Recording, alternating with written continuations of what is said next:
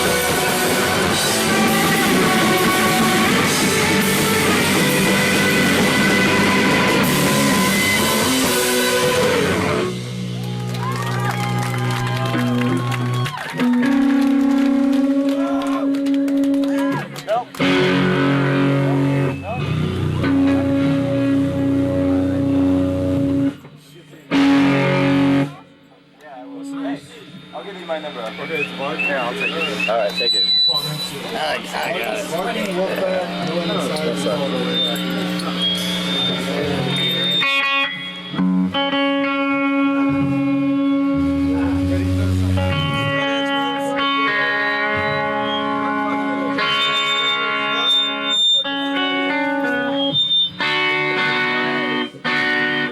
Can we call this life?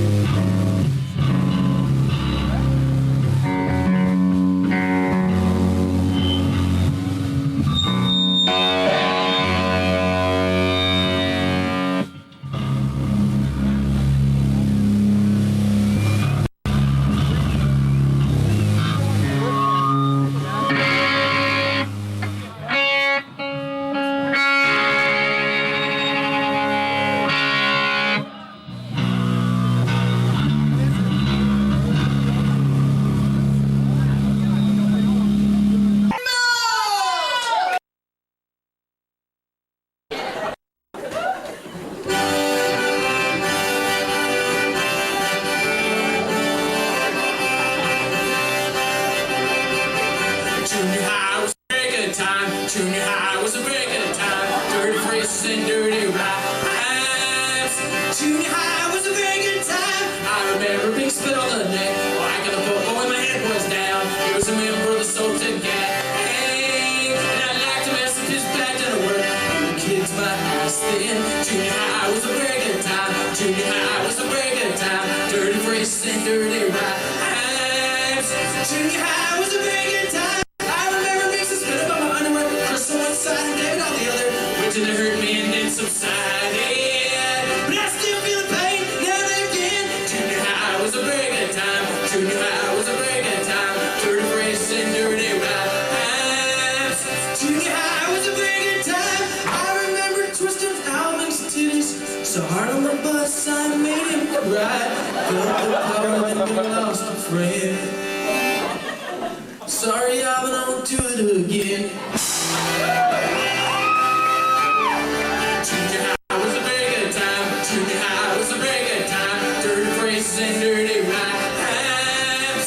Junior high was a very good time. Junior high was a very good time. Junior high was a very good time. Dirty phrases and dirty rhymes.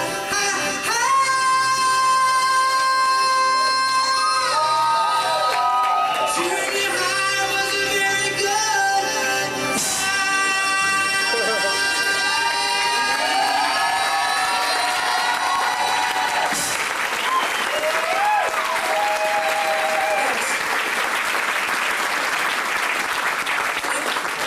This next song is about being mistaken for the great Gary Busey. See.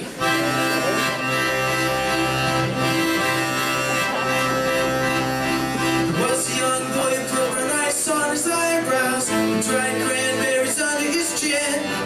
Went to club, said, hey, my name is Wild Rice.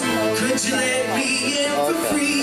He said, there's no cup, you got rice on your face. I said, I don't know. He said, I think so.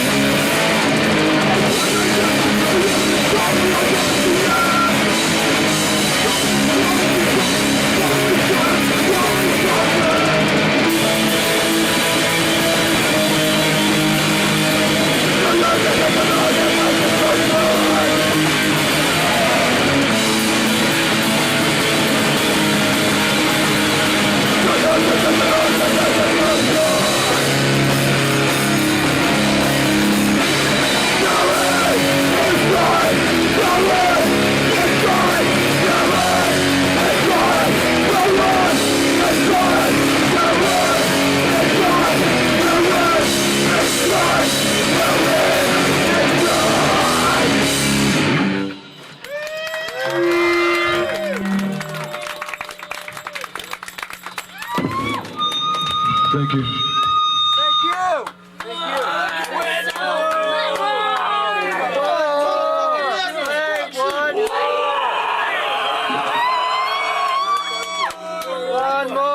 Fucking war and revolution! In the basement! Back here, you play for me. Our drummer's not in shape for the revolution. Do some happy cover songs. Pay attention! Just can't do it anymore. One more. Give me that. I think that's the nigger.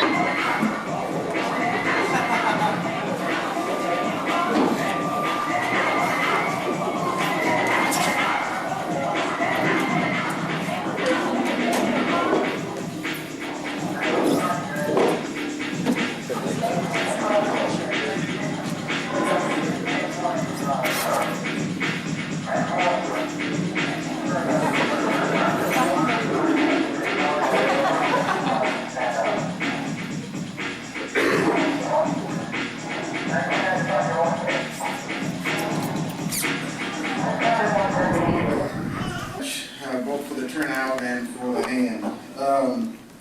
Whenever I'm traveling, and I seem to be doing a little bit of that in the last few years, but whenever I'm traveling, I always, whatever city I go into, I always say that I'm thankful to be here.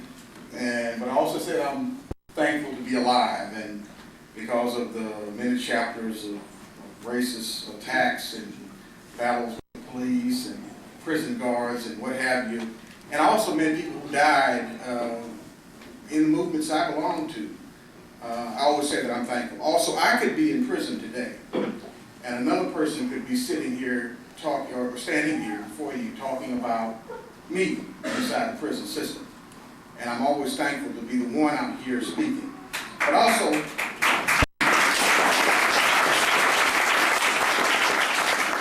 I also feel a responsibility to be able to speak out on behalf of political prisoners. And I'm not always able to do this, but whenever I get the opportunity, I will do it.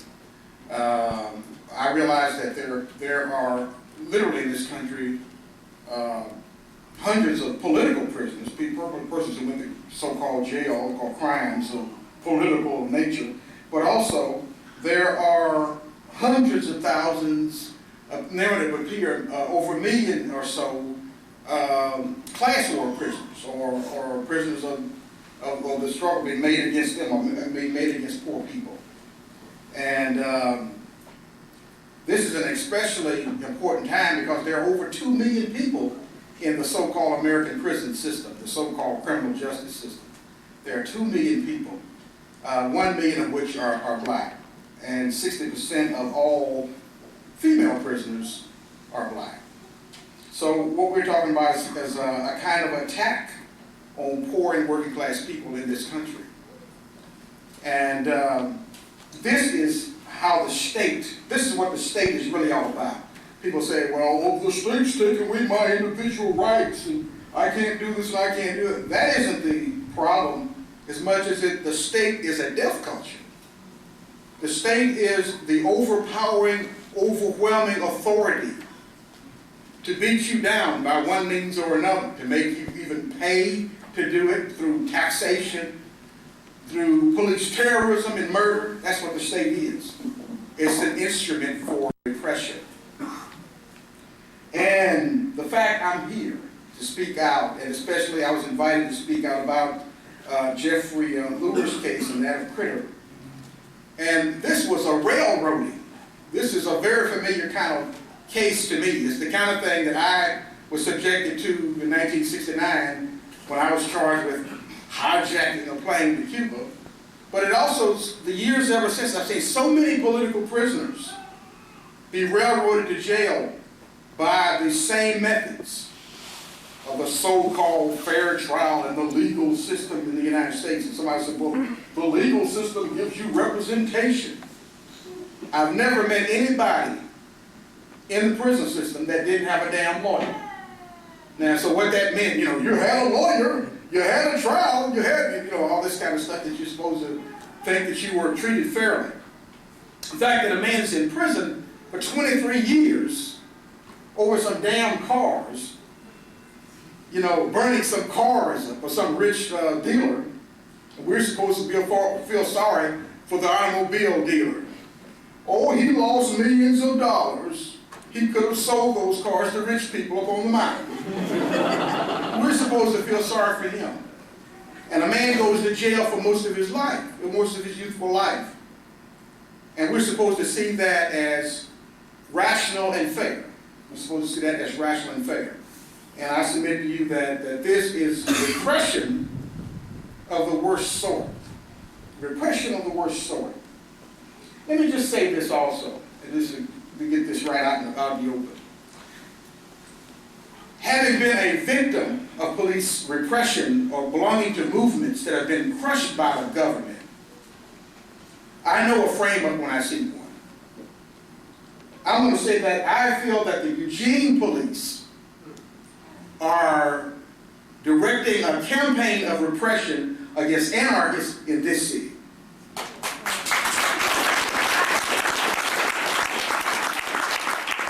Not because they are criminals or violent prone, they're going to kill each other or something or other of this sort, but as a result and the objective of political repression of an insurgent movement that can overthrow their root. Simple as that.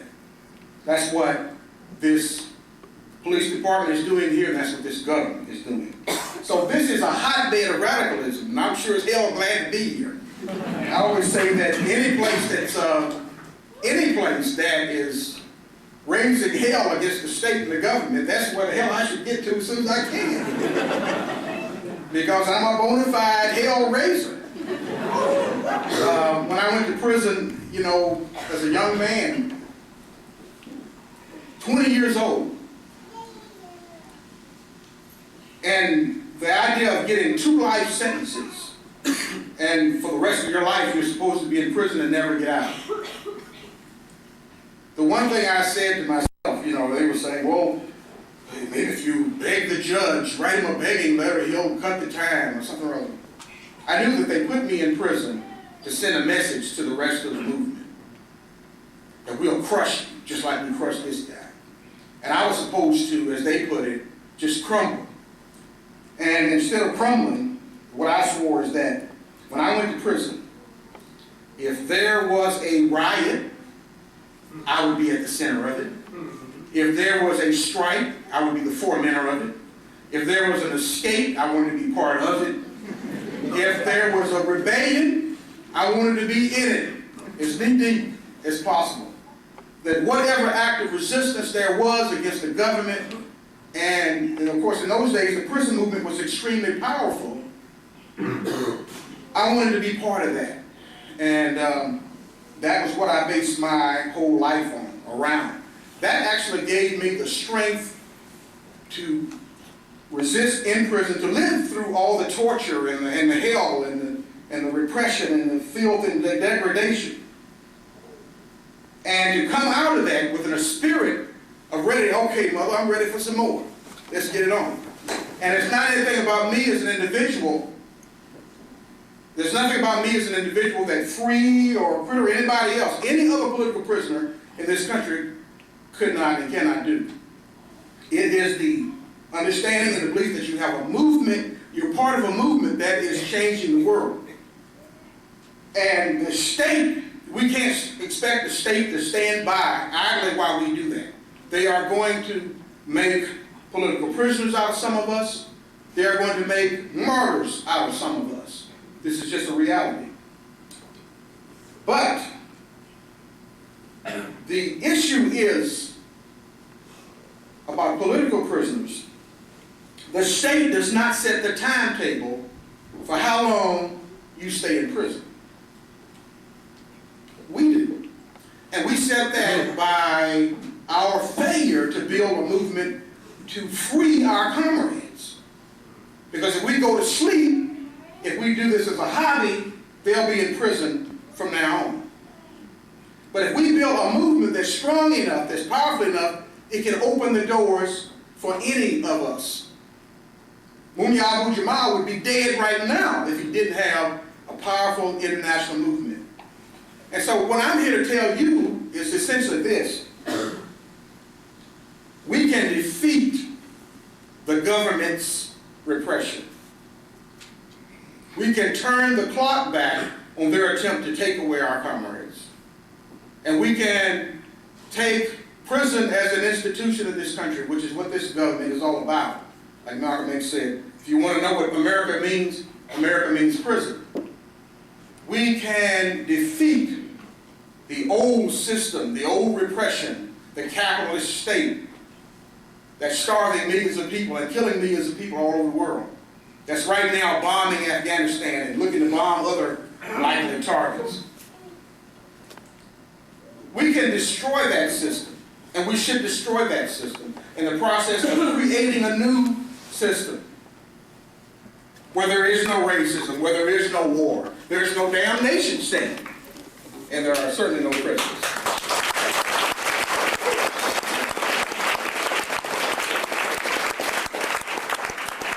But let me say that the spine and the repression of the Eugene anarchists is very similar to the destruction of the New Left and of the Black Liberation Movement of the 1960s.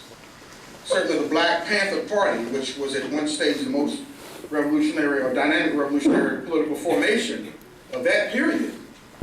That organization was targeted by the government, not because it just practiced armed self-defense, not for that reason alone, because it understood that it could not defeat the government by force of arms. What the government was disturbed about is it was an example of resistance to state authority. It also had in a minuscule form some of the ideals about a new society. The fact that it could feed hundreds of thousands of poor children in the inner cities, and this government couldn't. The fact that it could give clothing to hundreds of thousands of poor people in the inner cities, and this government couldn't. The fact that it could give medical attention, had vans going into the ghetto, it could give medical attention, free medical care, and this government couldn't. The fact that it provided a new way of living, a new way of looking at the world, and the idea of a new society, that is what inflamed this government and targeted it for destruction. That is what did that. And that is what targets the anarchists here. That's what targets the anarchists here. I don't want to alarm anyone, and I'm not saying to be alarmed, because I understand that this is a cyclical process. You know, the government, movements come along, governments destroy them, other movements take their place until the deed is done, until this system, this corrupt system is destroyed. And let's not, I don't beat around the bush what we're talking about. I'm not trying to save this system.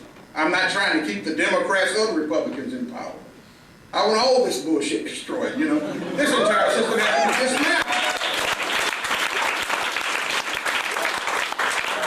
It has to be dismantled. The fact that in this period, just dig on this, there are millions of homeless people in the streets. Listen, in the 1960s, you did not have millions of homeless people in the streets. The Black Power movement, the New Left, the Civil Rights movement was able to even beat back the death penalty for years. Nobody was executed in this period when the movement was alive. The massive police killings that take place today with impunity was beaten back by the people's rebellions and mass movements and armed revolutionaries. We got to look at the time we live in now and ask ourselves, why are things the way they are? You've been sold out. You've been sold out by corrupt politicians, even some of the so-called anti-war and New Left and Black Power leaders of the 1960s are now in bed with the power structure. You got one as one Black Panther is a U.S. congressman, one of Bill Clinton's closest friends and confidants. You've got members of the anti-war movement, there are senators and so forth and so on. They've sold out. And so in this period, when I remember reading a few weeks ago about when the students had the first demonstrations against this so-called new war. And they talked about how they felt almost alone. Well, this is the way that the things develop. There are not huge numbers of people immediately rush to the cause. You can't change the world and change minds overnight. But you're in a better place right now than it was in the 60s, actually. That's something that people really need to understand. It's like knowing your own strength. You are in a better place than in the 60s because people then, it was all new.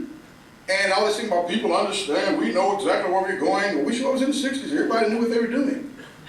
Like hell. You know, people stumble and fumble just like they're doing today. There is no script here. This is not a TV show. This ain't memory. This is live. This is real. And so mistakes will be made.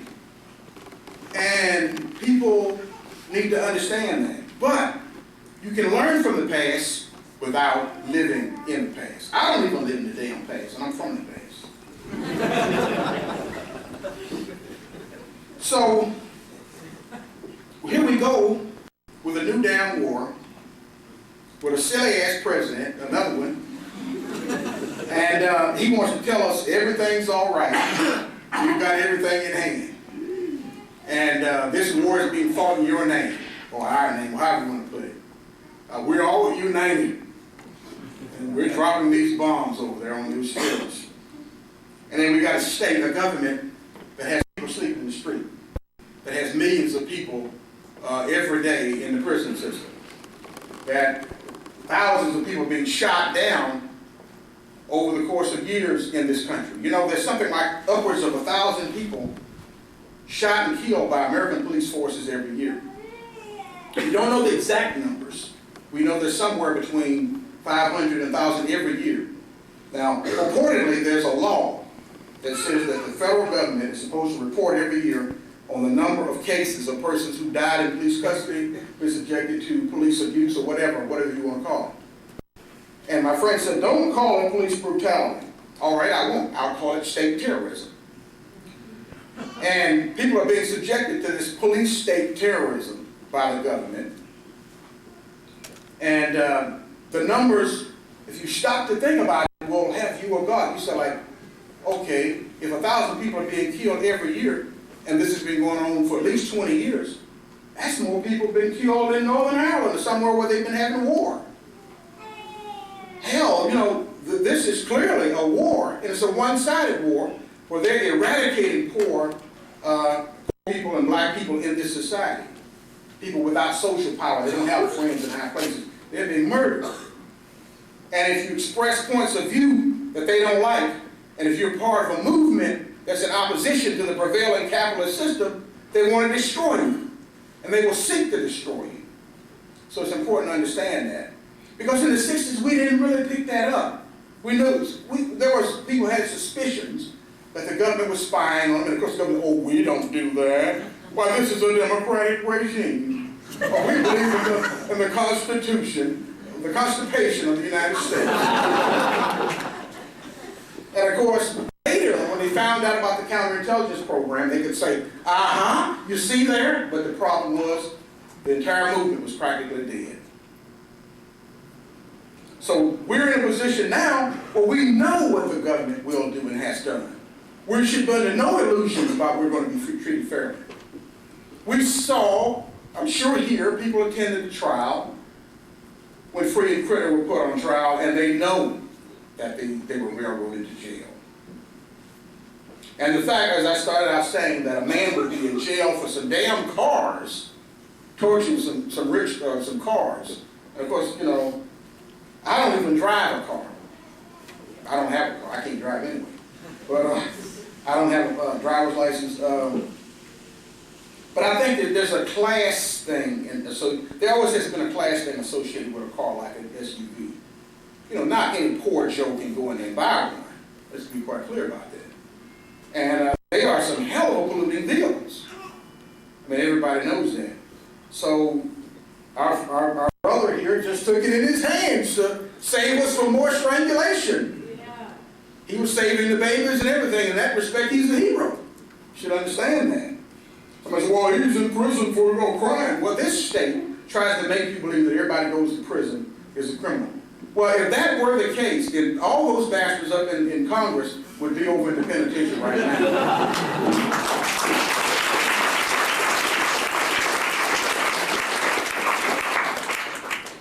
In talking about this government and talking about prisons, you have to talk about prison labor. And the fact that this government is making billions of dollars from prison labor now.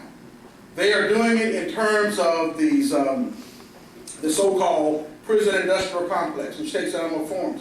One is they're making money off of setting up factories, what they call them, factories behind fences. And these are where major corporations are behind the fences exploiting prison labor. And this is one of the ways they're going to make a buck off of everything that happens. They're going to make a buck off of all the suffering of poor people, off the suffering of people who stand up against police brutality. That's what they're going to do. And so they're making this money. They've also set up private prisons or private prison corporations, like the Corrections Corporation of America, Wachovia Prison Corporation, that makes millions of dollars that are traded on the New York Stock Exchange.